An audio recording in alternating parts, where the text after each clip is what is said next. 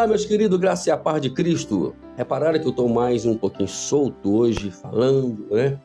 Primeiro foi aquele problema na garganta, né? Que impedia de falarmos e falava com muita dificuldade. Depois da garganta, aí vem a afta na língua. Você que imagina o que é isso, né? É ruim demais. Tá um pouquinho ainda dolorido, mas observa que eu já estou mais solto, né? Glória a Deus por isso. Vamos lá? Segunda-feira, 23 de junho, começa a semana, né? Estamos aí começando a semana, para quem trabalha segunda a sexta, né? Quem trabalha de turno, tem os seus turnos e horários, nada disso funciona. Tema de hoje, digno de um rei? Interrogação. Digno de um rei?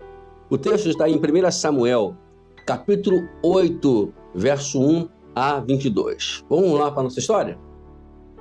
Singapura é um país democrático. Foi colônia britânica durante 150 anos e teve uma série de reis e rainhas durante esse período. Mas agora é a democracia que impera. No livro de 1 Samuel 8, encontramos o povo exigindo um rei.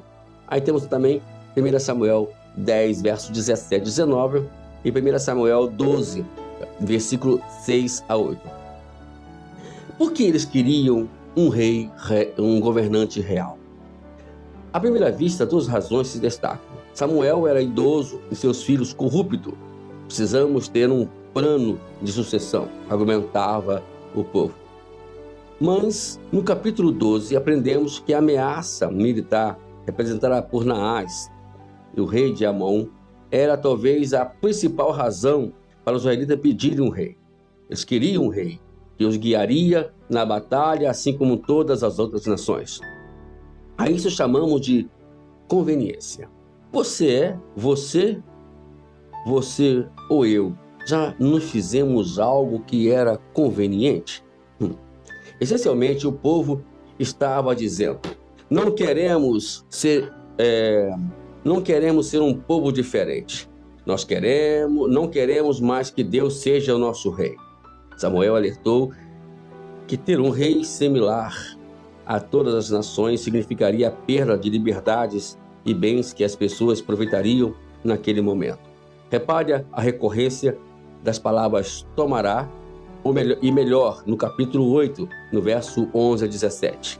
E ainda assim o povo insistiu.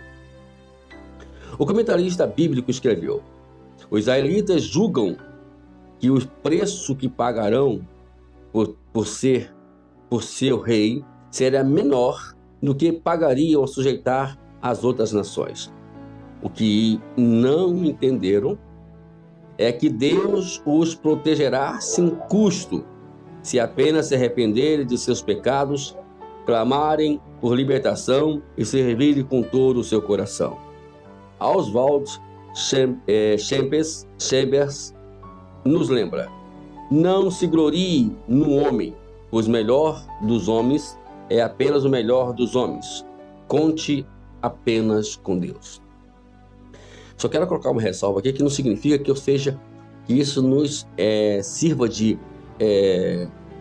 para podermos colocar como desigrejados. Não vou servir a nenhum pastor, não é isso não.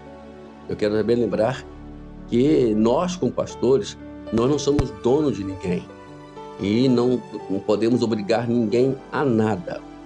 A função pastoral de uma liderança é orientar as pessoas a servirem a Deus, a servirem ao Senhor, como era feito também no tempo dos profetas. Samuel era um deles. Samuel orientava Israel a servirem ao Senhor, a se libertarem dos seus pecados. Em vez disso, Israel queria se comparar. O que Samuel advertiu a eles? Olha, se vocês procurarem querer ter um rei, vocês vão desabrigar a Deus, né, a agir em favor de vocês. Né? Aí vocês vão ter que ir pedir favor ao rei. Aí vão pedir aí que o rei seja um rei de Deus. Se não for um rei de Deus, né, que não sujeite a Deus, vocês vão ter problemas. Como hoje nós temos o nosso país. Temos os países que a qual fiquem em menção do seu governante, né? quero servir a Deus, mas se o governante não servir a Deus, o país também não vai servir a Deus. É mais ou menos assim a ideia que a qual Samuel estava levando para eles. Mas eles insistiram, não, eu quero um rei assim mesmo, eu quero um rei assim mesmo. E aí aconteceu. Aí veio Saul, veio outros mais reis, né? E o único rei ali e alguns deles, né, incluindo, dando um exemplo de Davi, que levou o povo a ter uma consciência de Deus. Seria um outro assunto muito importante para nós discutirmos mais tarde. Mas, a princípio, é que é assim, né? A nossa função como pastor é o quê? Não é que a pessoa tem que seguir um homem. Não, nunca faça isso, né? E quando fazem isso, tomam cuidado para não entrarem no escuro e nos problemas do dia a dia. Seguir ninguém. Seguir os conselhos pastorais. É seguir o que o pastor ensina referente a servir ao nosso Deus, né? Então, é isso que é o papel hoje da liderança, como era o papel de Samuel. Samuel chegava, né, e conversava com o povo. O povo não queria mais ouvir Samuel, porque Samuel já estava idoso. Os seus filhos aprontavam muito, né, naquela época. E aí eles acharam por bem isso, mas eles esqueceram que Deus é o Deus da providência, como aconteceu no livro de Juízes, né? No livro de Juízes, ele é um exemplo disso, não tinha rei. Aí eles clamavam, eles erravam, eles eram punidos pelos seus erros. Aí Deus ia lá, eles clamavam a Deus e Deus providenciava um juiz, e aí solucionava o problema deles. Só que o povo, eles queriam de qualquer maneira, né, viver a dimensão de um homem, de alguém. Eles pecavam novamente. Esse é o problema de hoje. Queridos irmãos, se uma igreja ela atendesse à orientação pastoral, como é pregado biblicamente, não teríamos problemas nenhum. E se os pastores, alguns pastores também, nossos amigos, somente ensinassem a palavra de Deus e tirassem qualquer vestigem de olhar ou de seguir ao homem, nós não teríamos tanto problemas, nós resolveríamos o problema da nossa cidade, resolveríamos o problema da nossa sociedade, né? O que acontece hoje? São dois lados. Um lado é quando o pastor ensina e os membros não querem seguir os seus ensinamentos. O outro é quando o pastor quer que esteja estabelecido somente a sua vontade, porque ele estabeleceu isso como um padrão. Aí a pessoa segue os erros daquele padrão errado do pastor ou da ideologia da igreja. E aí, o que acontece? As coisas não se resolvem. Mas o meu conselho hoje é esse. Eu, particularmente, uso assim, o que me conhece sabe, né? A gente tem que ensinar a palavra. Aqui nós ensinamos. Aqui nós estamos montando um devocional todos os dias para ajudar as pessoas a se encontrarem com Deus, a se viverem em função de Deus. Jesus é o centro de tudo que nós pregamos. E Ele que nós direcionamos as pessoas a servirem. Então é essa a nossa função. E temos aqui que os homens, na verdade, querem assumir esse papel.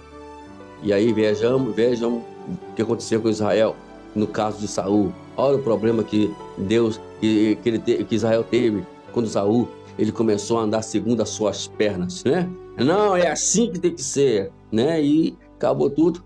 Depois veio Davi arrumou a casa, fez o povo refletir mais sobre Deus, né? Levou a Arca da Aliança para Jerusalém, ali adoraram ao Senhor. Depois veio outros reis, depois de Davi veio Salomão. Salomão já começou a inventar moda, e inventando moda, fazendo aliança com outras nações.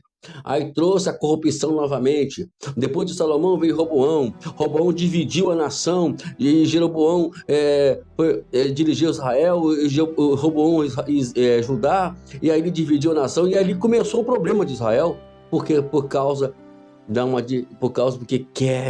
eu quero um rei igual às outras nações. E teve um problema. E problema seríssimo.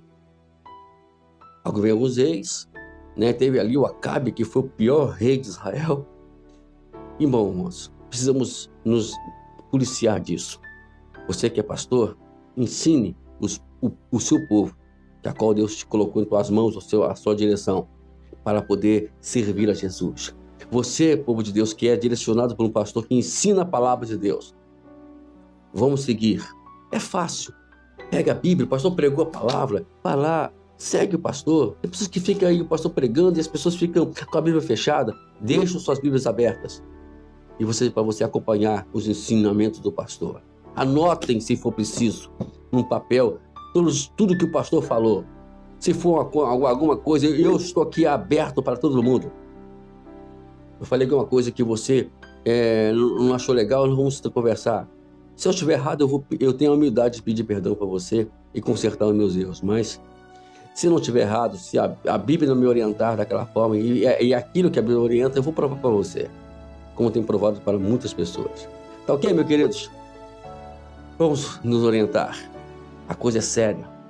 Servir a Jesus é sério. Servir o Evangelho é coisa séria. Existe algo muito, muito sério em jogo. Céu e inferno. Essa é a questão. Vamos lá, o exame de hoje é para ler também, tá? Leia o livro de 2 Crônica, capítulo 20, verso 1 a 30, para ver o exemplo de alguém que investiu somente em Deus e observe o resultado das suas ações. Aí, um rei fez essa direção. Um rei foi lá, pediu orientação ao Senhor e Deus ouviu a oração e ele fez segundo o padrão de Deus, né? Quer descobrir que rei é esse? Leia 2 Samuel, capítulo 20, verso 1 a 30. Não vou dizer quem é esse rei, não. Eu sou meio coisa assim, né? Vamos lá, considere para terminar. Em quais circunstâncias é mais tentador resolver as coisas para si só do que confiar em Deus? Pensa sobre isso, hein? Quais as implicações de ser um povo diferente? Povo que tem Deus como seu rei. Tenha Deus como seu rei, como seu dono, como seu Senhor. É isso que devemos pregar e é isso que devemos fazer. Ok, meu amado? Tenha uma boa segunda-feira, uma boa semana aí. Que Deus nos abençoe a cada dia mais. Amém.